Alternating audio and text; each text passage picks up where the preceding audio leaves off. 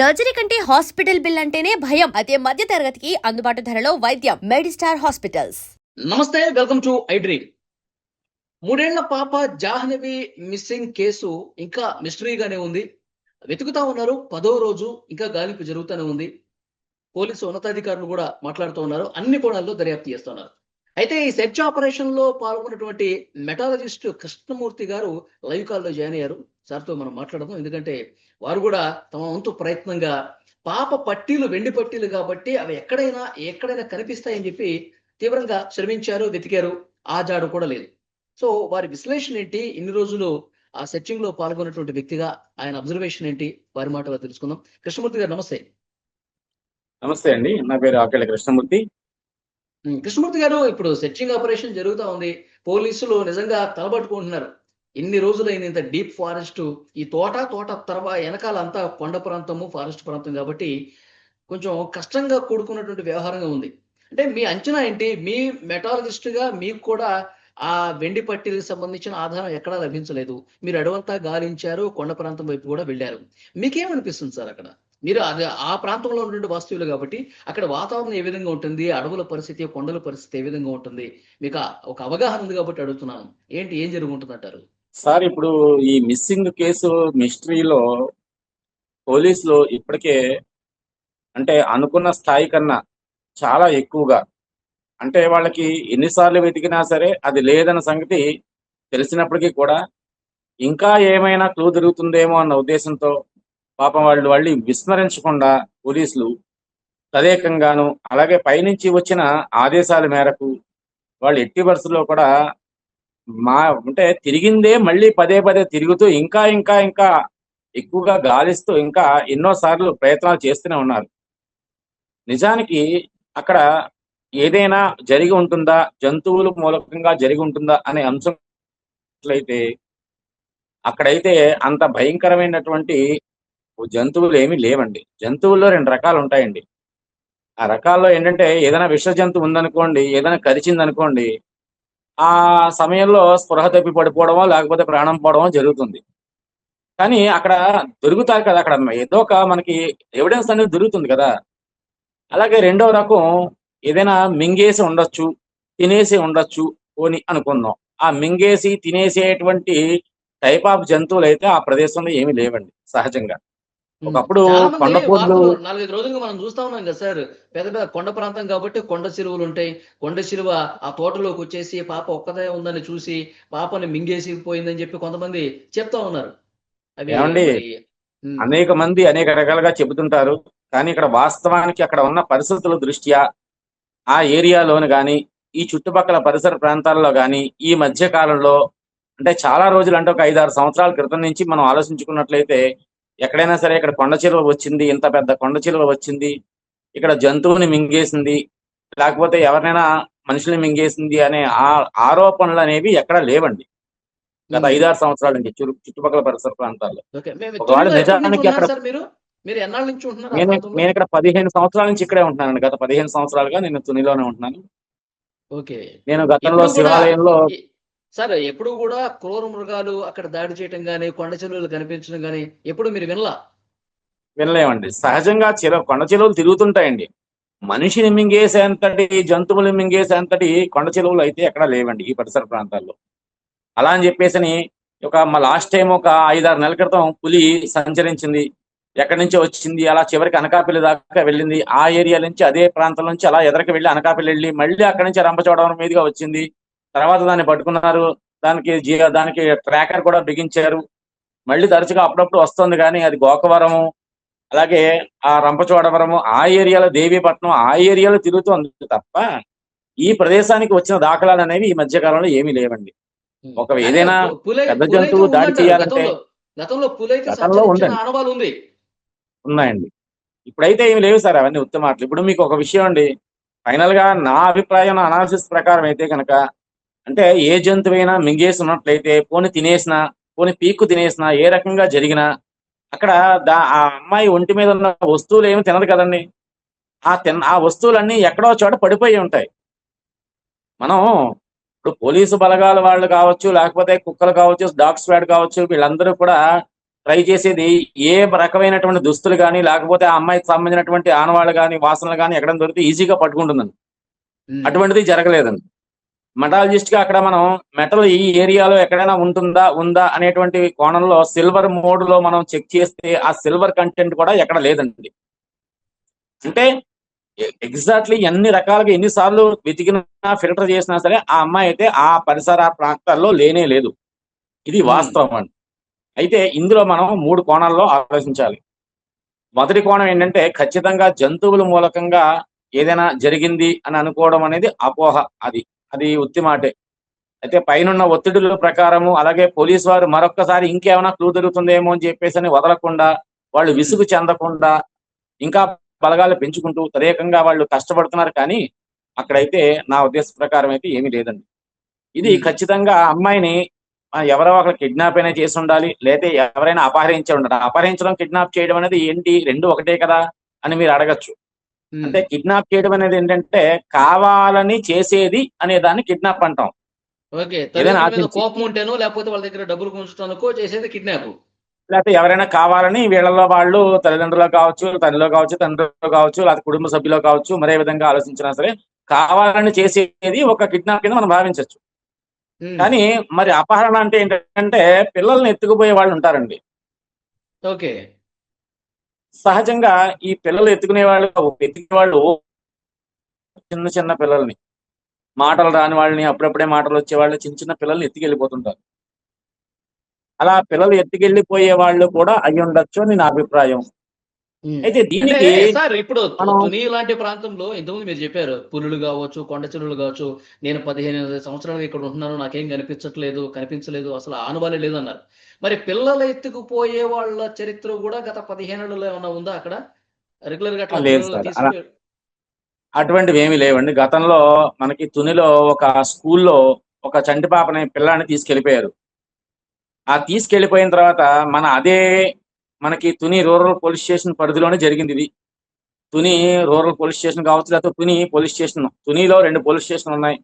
ఈ police station పరిధిలోనే జరిగింది. అయితే ఈ పరిధిలో జరిగినప్పుడు ఏం జరిగిందంటే కరెక్ట్ గా 24 గంటలు కాకుండానే పోలీసులు ఛేదించారు. ఉమ్, ఛేదించడం, ట్రేస్ అవుట్ చేయడం, మొత్తం మీద అవతల వాళ్ళు భయపడడం, చివరికి పిల్లల్ని వదిలేయడం అని జరిగిపోయాయి. అంటే 24 అవర్స్ అవ్వకుండానే వాళ్ళు ఛేదించేశారు. ఎప్పుడో సంవత్సరం క్రితం జరిగిందండి ఇది. ఉమ్. అంతే తప్ప అంతకు మించి ఈ మధ్య కాలంలో ఎక్కడా కూడా ఇలాగే పిల్లలు అవును. ఇప్పుడు ఎత్తుకుపోవడం సరే అనేది మీరు ఎక్కడా అంటున్నట్టు జరగలేదు. పిల్లలు ఎత్తుకుపోయే వాళ్ళు ఉంటే, వాళ్ళు ఆ తోట దాటేసి, సరే ఆ కొండ ప్రాంతం నుంచి కూడా దిగిపోతే ఊళ్ళోకి వెళ్ళాలిగా. ఏదన్నా ఒక ఊళ్ళోకి వెళ్ళాలిగా. ఆ చుట్టుపక్కల ఊళ్ళన్నీ సీసీ ఫుట్ కెమెరాలన్నీ పరిశీలిస్తా ఉన్నారుగా. ఎప్పుడో దొరకాలిగా, అంటే 10 అండి రోజులు అయిపోతుంది. ఒక్క విషయం చెప్తాను వినండి. ఇందులో మనం 2 కోణాల్లో ఆలోచించాలి. అంటే ప్రతి దాన్ని కూడా అణువణువుని మనం ప్రతి ఒక్క సబ్జెక్ట్ తీసుకునేటప్పుడు ఆ సబ్జెక్ట్ ని మల్టిప్లై చేసి విడగొట్టుకోవాలి. అలా విడగొట్టుకుని మనం దీని మీద మనం ఇన్వెస్టిగేషన్ చేసినట్లయితే ఖచ్చితంగా మనకి క్లూ దొరుకుతుందని నా అభిప్రాయం. ఇప్పుడు మనకి రెండో భాగం కింద అనుకున్నాం అపహరణకు గురైంది అనే భాగం మీద మనం విడమర్చామనుకోండి, అందులో ఉమ్, మళ్ళీ దాన్ని 2 భాగాల కింద చేయాలి.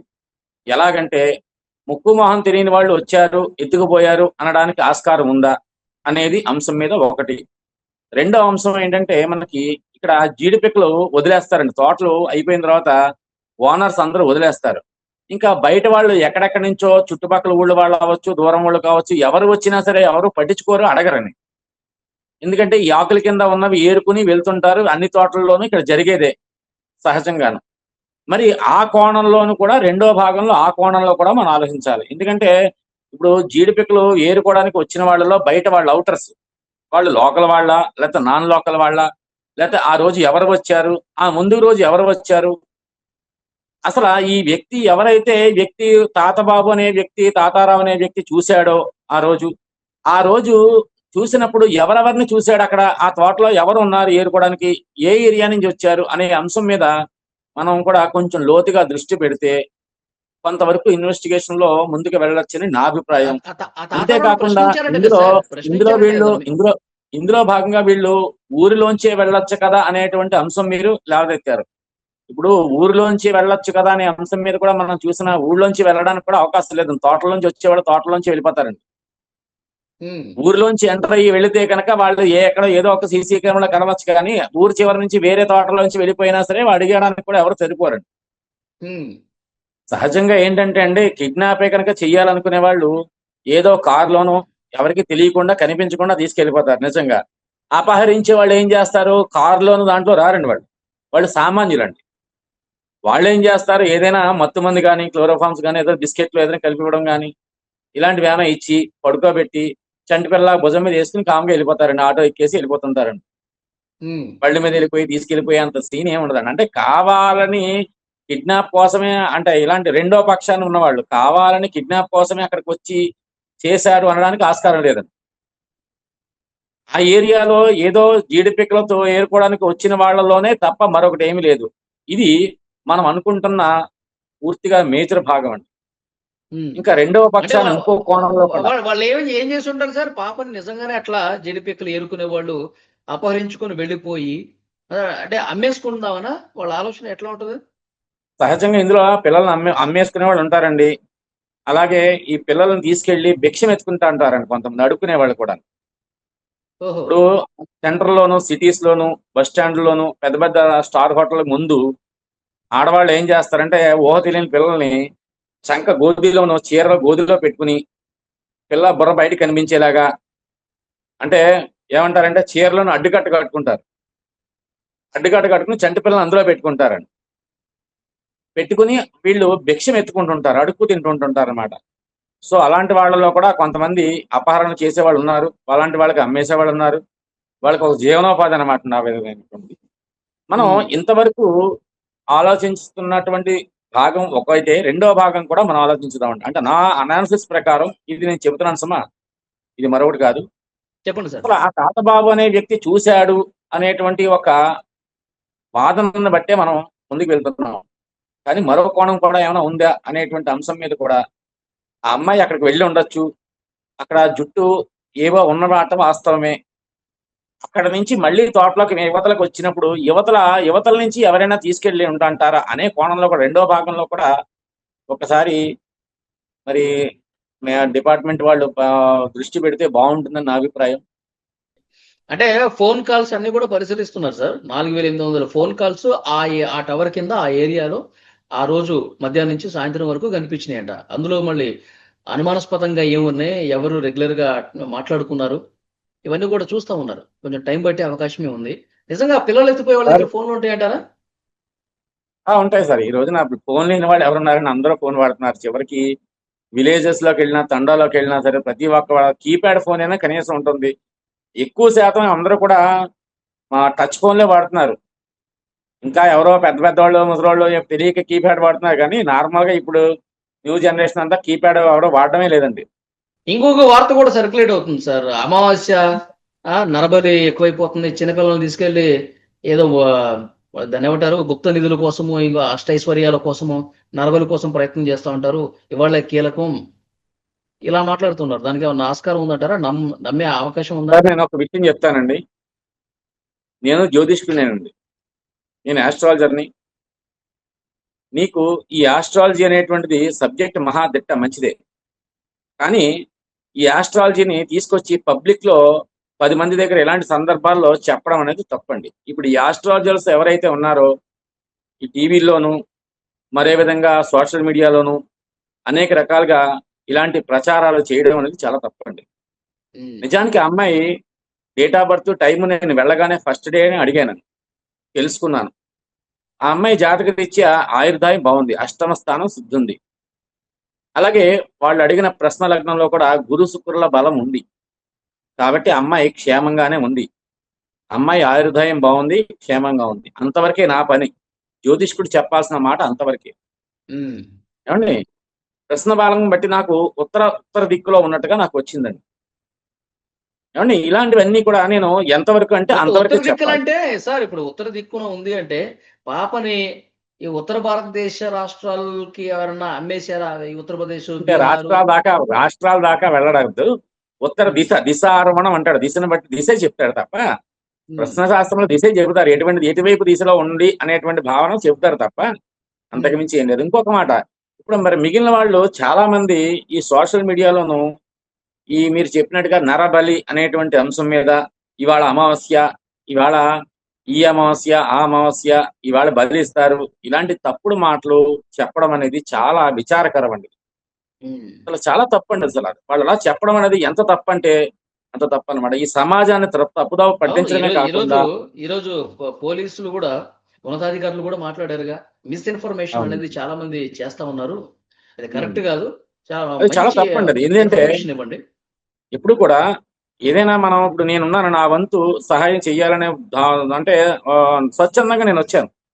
నేను వచ్చే ముందు నేను డిపార్ట్మెంట్ వారికి, ఎస్ఐ గారికి నేను అడిగాను, ఏమండి నేను నా పర్ఫార్మెన్స్ ఇలా చేయగలుగుతాను, నా అనాలిసిస్ నాకు ఖచ్చితంగా చెబుతుంది, నా డివైజన్ బట్టి నాకున్న ఎక్స్పీరియన్స్ బట్టి నన్ను ఒకసారి ట్రై చేయమంటారా అని అడిగాను. ఉమ్. ఆయన యూ విల్ ట్రై, తప్పనిసరిగా చేయండి, మీరు చేయడం తప్పేముంది, మీరే కాదు కదా మీలాగా ఎవరైనా వచ్చి స్వచ్ఛందంగా మీకు మీరుగా ఏమైనా ట్రై చేస్తానంటే చెయ్యండి, తప్పులేదు, మనకి పాప ముఖ్యము అని చెప్పి ఆయన భరోసా ఇచ్చి రమ్మన్నారు. ఆయన అవును. రమ్మన్నందునే నేను వెళ్ళి నేను శతవిధాలా ప్రయత్నం చేశాం, కష్టపడ్డాం. నా అనాలిసిస్ ప్రకారం అయితే కనుక అమ్మాయి కొండ మీద లేదు. ఒకవేళ ఏ ఓకే. జంతువైనా నిజంగా ఈ అమ్మాయి ఇన్ని రోజులైనా ఒకవేళ ఉన్నా సరే బతికి ఉండడానికి ఛాన్స్ లేదు. ఒకవేళ ఆ అమ్మాయి కొండ మీద కనుక ఉంటే, అడవిలో కనుక ఉంటే, నేను చెప్తున్నాను కేవలం అలా అనకూడదు, కానీ ఒకవేళ ఆ అమ్మాయికి ఏమైనా ఏ జంతువు ఏమైనా సరే అటాక్ చేసినా సరే ఆ మెటల్స్ ఏమైతే ఉంటాయో భూమి మీద పడిపోయి ఉంటాయి.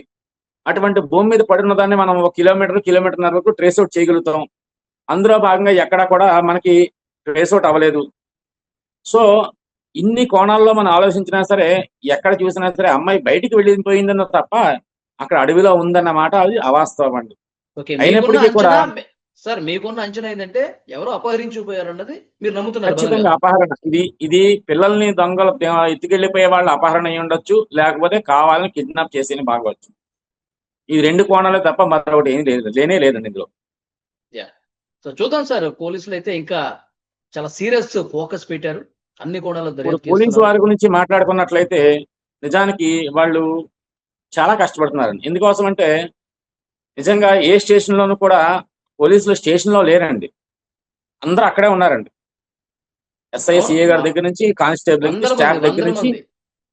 వందల మంది. అంటే ఇక్కడ నేను ఆల్రెడీ రీసెంట్ 2 స్టేషన్ కి వెళ్ళానండి. నిన్న మొన్న ఏదో పనుండి వెళ్తే ఎవరూ లేరండి. సో మేము వెళ్తుంటామండి, ఏదో ఒక కాంప్రమైజ్ చేసుకో దేనికో ఎవరో ఒకరు పెద్దలు పిలుస్తుంటారు, మేము వెళ్తుంటాం సహజంగా. మంచికే మనం వేస్తాం, చెడు ఉన్నా సరే ఖచ్చితంగా తీసుకెళ్ళి లోపల పడేయమని చెప్తాం, మనమే చెప్తాం, ఎవరికి చెడుకి ఏమి రికమెండేషన్ చేయం, మంచిగా రికమెండ్ చేస్తాం. సో హ్మ్. అట్లాగే వెళ్తే స్టాఫ్ ఎవరు ఇక్కడ లేరండి. చివరికి ఏది కావాలన్నా అక్కడికి వెళ్ళి సంతకాలు పిడుచుకు రావాలి తప్ప అందరూ అవును అక్కడే సార్. అందరూ ఉంటున్నారండి. వాళ్ళు చాలా అంద అంద కష్టపడుతున్నారండి. అవునవును. చాలా ఫోకస్డ్‌గా అంతేకాకుండా చూస్తున్నారు. నిన్న హ్మ్. డిప్యూటీ సీఎం గారు కూడా, అలాగే మన హోమ్ మినిస్టర్ గారు కూడా ఆదేశాల మేరకు ఇంకా అదనపు బలగాలను కూడా తీసుకొచ్చి మళ్ళీ సెర్చ్ చేసిందే మళ్ళీ ఇంకొకసారి రీసెర్చ్ చేయిస్తున్నారు అక్కడ, అవును. అణువు అవును. కూడా. సో చాలా మంది కామెంట్స్ లోను చెబుతున్నారు, మీరు అక్కడక్కడ తిరుగుతున్నారు ఏంట్రా బాబు, పైకి వెళ్ళి ఎతకండ్రా బాబు, పైకి వెళ్ళి ఎతకండ్రా బాబు అని చెప్పి పిచ్చి పిచ్చిగా చెప్తున్నారు. వాళ్ళకేం తెలుసండి కామెంట్స్ చేసేటప్పుడు అక్కడ రియాలిటీ అనేది. ఇప్పుడు ఫర్ ఎగ్జాంపుల్ ఇప్పుడు మీ ఛానల్ వాళ్ళు వచ్చారు, మీరు వచ్చారు, ఇలాగే మీలాగే చాలా మంది అక్కడ రియాలిటీగా 2 రోజులు 3 రోజులు 5 రోజులు 6 రోజులు కూడా అన్ని ఛానల్ వాళ్ళు కూడా చాలా మంది అక్కడ ఉండి అక్కడ అన్ని స్పాట్ లో జరుగుతున్న సిచ్యువేషన్ నిజాన్ని అప్పటికప్పుడు రియాలిటీగా ఆ, మీరు ప్లే చేస్తున్నారు అందరూ కూడా. అంటే ప్రజలకి అందరికి కూడా తెలియజేస్తున్నారు. కానీ ఎవరు రాకుండా చూడకుండా చాలా మంది కొన్ని సోషల్ మీడియా వాళ్ళు తప్పుడు ప్రచారాలు చేయడము, అలాగే తప్పుడు రకాలుగా హెడ్లైన్స్ పెట్టడము, ఈ రకంగా తల్లిదండ్రుల్ని బాధించేలాగా, భయభ్రాంతులు గురయ్యేలాగా, ప్రజలను తప్పుదావ పట్టించేలాగా, అలాగే డిపార్ట్మెంట్ వాళ్ళు కూడా తలనొప్పి తీసుకొస్తున్నారండి వీళ్ళు. డిపార్ట్మెంట్ వాళ్ళ అవును. తలనొప్పి ఏంటంటారా చెప్తాను వినండి. నిజానికి దొంగ తప్పు చేసిన వాడికి కావాలని హింట్ ఇస్తున్నారండి వీళ్ళందరూ. హ్మ్. అంటే వాళ్ళు చేసి ఇన్వెస్టిగేషన్ కి చాలా డీప్ గా చేస్తున్నారు. వాళ్ళు చేసి ఇన్వెస్టిగేషన్ కి భంగం కలిగిస్తున్నారండి తప్పుడు ప్రచారాలు, తప్పుడు వాక్యాల వల్ల. ఇది నేను అందరికీ మీ ద్వారాగా నేను చెప్పేది ఏంటంటే, ఇక్కడ రియాలిటీగా ఉన్న పరిస్థితిని బట్టి ఉన్నది ఉన్నట్టే చెప్పండి, కానీ లేని హెడ్లైన్స్ కానీ, లేని మాటలు కానీ, లేని విషయాలు కానీ ప్రజల్లోకి తీసుకొచ్చి తల్లిదండ్రులు కానీ, అలాగే ప్రజ ఇక్కడ ఉన్నటువంటి ప్రజలను కానీ, అలాగే ముఖ్యంగా డిపార్ట్మెంట్ వాళ్ళని తప్పుదోవ పట్టించొద్దని ఈ సందర్భంగా ఓకే మీ సార్. ద్వారా నేను తెలియజేస్తున్నానండి. చాలా మంచి ఇన్ఫర్మేషన్ ఇచ్చారు సార్. పాప సేఫ్ గా రావాలి, ప్రాణాలతో ఇంటికి రావాలి అంతేనండి. అని మనం కోరుకుందాం sir. Thank you very much. Right sir. And don't forget to subscribe to iDream. And for more videos, Please subscribe to iDream. Please subscribe to iDream. Please subscribe iDream. And please subscribe to iDream. For more videos, subscribe to iDream. please like, share, and subscribe to the channel. Congratulations, iDream. Subscribe to iDream. Subscribe to iDream. So, subscribe to iDream Media. iDream team అందరికి huge congratulations. Please subscribe iDream Media. Please subscribe to iDream. Subscribe iDream. Please subscribe to iDream. iDream అంటే నా కళల ఛానల్ను subscribe చేసుకున్న నోరు తిరుగుతలేదు, మీరైతే గంట గుర్తు కొట్టండి. For more such videos, please subscribe to iDream. Subscribe to iDream. Please subscribe to iDream. Please subscribe iDream Media. Please do subscribe to iDream. Please subscribe to iDream Media. For best entertainment and information, please subscribe iDream.